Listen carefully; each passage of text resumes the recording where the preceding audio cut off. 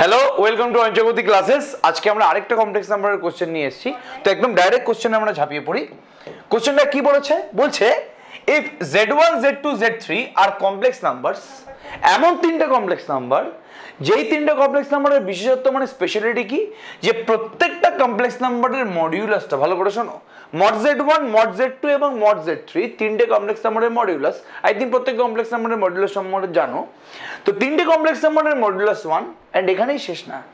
1 by প্রথম complex number, 1 by second number plus 1 by third number, এই যে complex নাম্বারটা পাওয়া গেছে, দেখো বাবু, z1 z2 z3 যদি কমপ্লেক্স নাম্বার হয় তাহলে 1 বাই z1 টাও কমপ্লেক্স নাম্বার, 1 বাই z2 ও কমপ্লেক্স নাম্বার, 1 বাই z3 ও কমপ্লেক্স নাম্বার। এটা কমপ্লেক্স নাম্বারের রেসিপ্রোকাল কমপ্লেক্স নাম্বার হয়। আবার তিনটে কমপ্লেক্স নাম্বারকে যোগ করলে সেটাও কমপ্লেক্স নাম্বার হয়।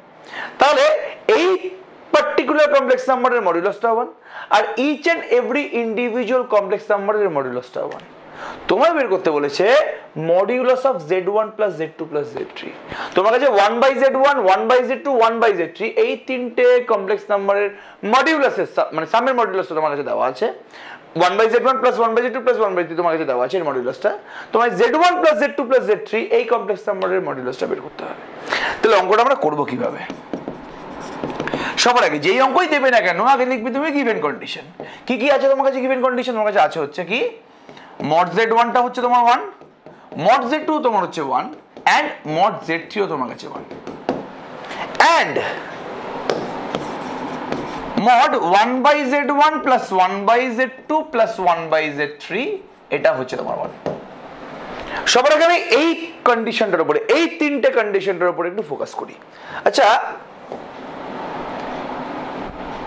সিন্স মড z1 টা হচ্ছে 1, তার মানে অবশ্যই মড z1 এর হোল স্কয়ারটাও তোমার 1, তাই তো?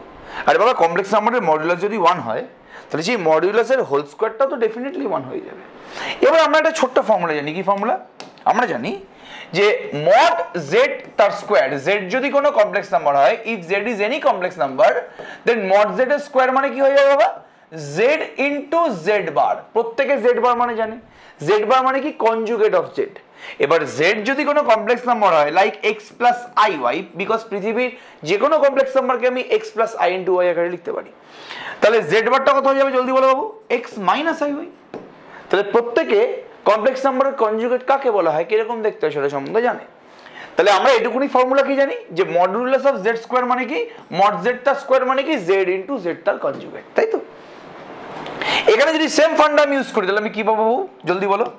এখানে বলতে পারি z into z1 into z1 এর কনজুগেটটা 1, তাহলে z1 এর কনজুগেটটা 1 বাই z1 হয়ে যাবে না?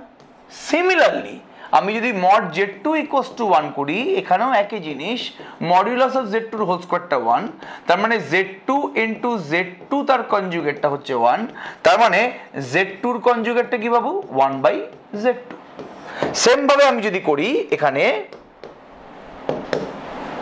মড z3 হচ্ছে তোমার 1, মানে মড z3 তার হোল স্কয়ার তোমার হচ্ছে 1, modulus of z3 whole square মানে কি? z3 ইনটু z3 এর কনজুগেট, সেটা 1, তার মানে z3 এর কনজুগেটটা কি? এটা হচ্ছে 1 বাই কি z3। এতটা দিয়ে পুরোপুরি পরিষ্কার সবার? এই নিয়ে কোনো সন্দেহ নেই আমাদের? খুব ভালো কথা, কঙ্গো। তাহলে যখন তুমি বুঝতে পেরে গেছো এই জিনিসটা, তাহলে এই তিনটে কন্ডিশন থেকে আমি যা রেজাল্ট পাওয়ার ছিল সেই রেজাল্টটা কিন্তু আমি এখানে বের করে ফেলেছি। কি রেজাল্ট পাওয়ার ছিল বাবা? এই একটা রেজাল্ট, এই একটা রেজাল্ট এন্ড এই একটা রেজাল্ট, এই তিনটে রেজাল্ট পেয়ে গেছি। আর আমার কাছে কি পড়ে আছে বাবু? আর আমার কাছে পড়ে যাচ্ছে এই রেজাল্টটা, এই রেজাল্টটা পড়ে আছে, ঠিক আছে? ওকে, এবার এই রেজাল্ট থেকে আমি আসছি। এই রেজাল্ট থেকে আমি কি বলতে পারি? Since modulus of 1 by z1 plus 1 by z2 plus 1 by z3 equals to 1, আমি এক্ষুনি কি প্রমাণ করেছি, কি বের করেছি? 1 বাই z1 ইকুয়ালস টু আমি কি লিখতে পারি? z1 তার কনজুগেট লিখতে পারি। তাহলে 1 বাই z1 মানে z1 এর কনজুগেট, 1 বাই z2 মানে z2 এর কনজুগেট, 1 বাই z3 মানে কি z3 এর কনজুগেট। এটা কিন্তু আমি এই অঙ্কের জন্যই লিখতে পারি একমাত্র, আমি কিন্তু অন্য কোনো অঙ্কের জন্য লিখতে পারবো না। সবসময় কিন্তু z1 এর কনজুগেট মানে 1 বাই z1 হবে না, এটা এই অঙ্কটার জন্য। সিন্স মডুলাস অফ z1 টা 1 দিয়ে দিয়েছে, প্রত্যেক কমপ্লেক্স নাম্বারের মডুলাসটা 1 দিয়ে দিয়েছে, তাই জন্যই কিন্তু আমি প্রমাণ করতে পারলাম যে z1 এর কনজুগেটটা হচ্ছে 1 বাই z1। এটা কিন্তু অলওয়েজ হবে না। যাই হোক, ঠিক আছে। এবার আমাদের কাছে আরেকটা ফর্মুলা আছে। কি ফর্মুলা আছে?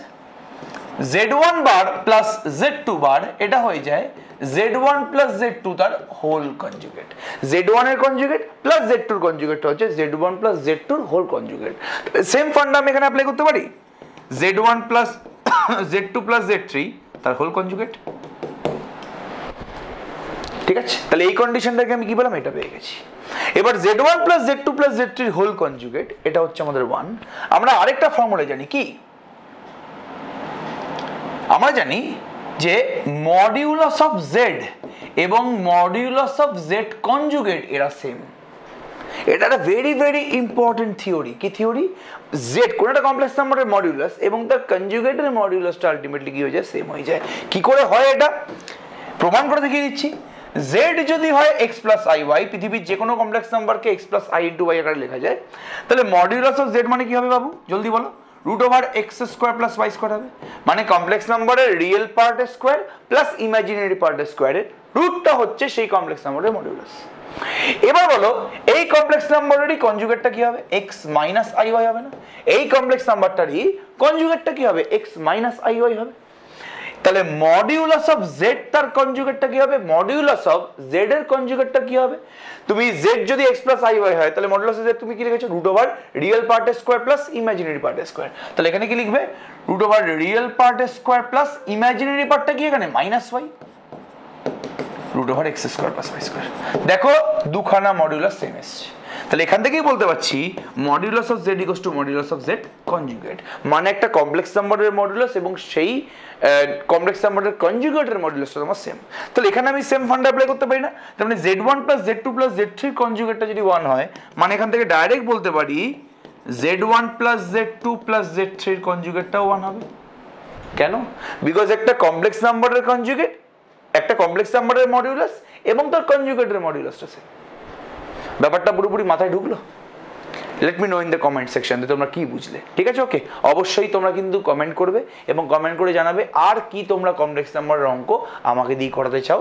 যেই কমপ্লেক্স নাম্বারের অঙ্কগুলো হচ্ছে না সেগুলো অবশ্যই কিন্তু কমেন্ট বক্সে ড্রপ করবে, আমি সেই কমপ্লেক্স নাম্বারের কোশ্চেনগুলো করে দেওয়ার চেষ্টা করবো। ওকে, তাহলে এখানে কিন্তু আমরা কি ইউজ করেছি, একটা কমপ্লেক্স নাম্বারের মডিউলাস এবং তার কনজুগেটের মডিউলাসটা সেম। তাহলে এখানে z1 plus z2 plus z3 কনজুগেটের modulus ছিল হচ্ছে 1, তার মানে z1 plus z2 plus z3 মডিউলাসটা 1 হয়ে যাবে।